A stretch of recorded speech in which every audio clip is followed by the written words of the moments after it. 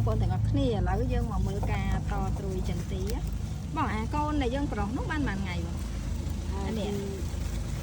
ចូលយកពេលមួយខែហើយទៀនចាត្រួយដែលយើងកាត់ហ្នឹងយើងយកត្រួយពូជ23នោះកាត់នៅខាងពូជគេនៅខាងនោះហ្នឹងហើយ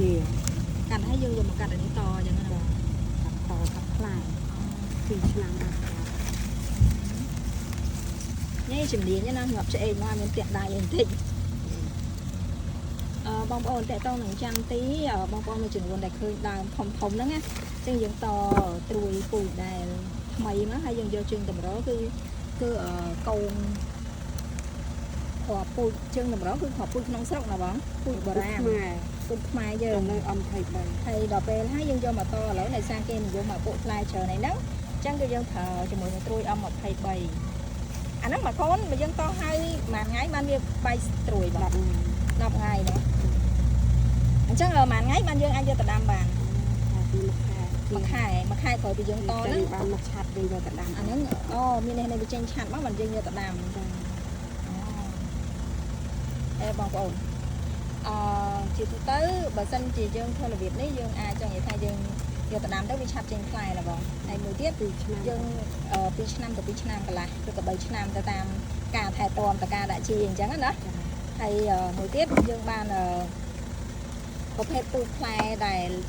វាលក់បានថ្លៃហើយយើងបានជើងតម្រដែលជាប្រភេទជើងពូជក្នុងស្រុកពូជបុរាណរបស់យើងណាពូជរបស់ខ្មែរយើងហ្នឹងអញ្ចឹងវាស៊ាំទៅនឹង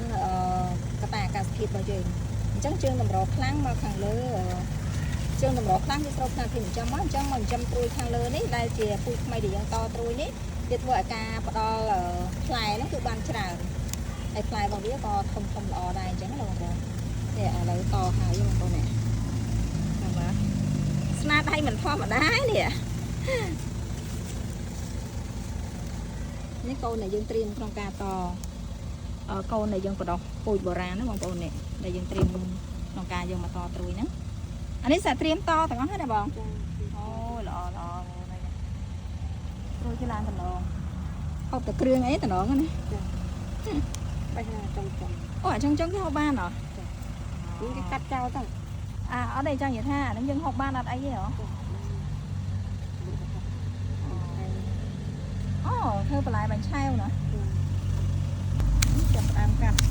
យើងគិតតម្រូវប៉ុណ្ណាអីយើងគិតតែមកស្មើគ្នាមែនទេបងយើងកាត់ត្រឹមឡើងមកហើយយើងយកមកកាត់ត្រួយបន្ត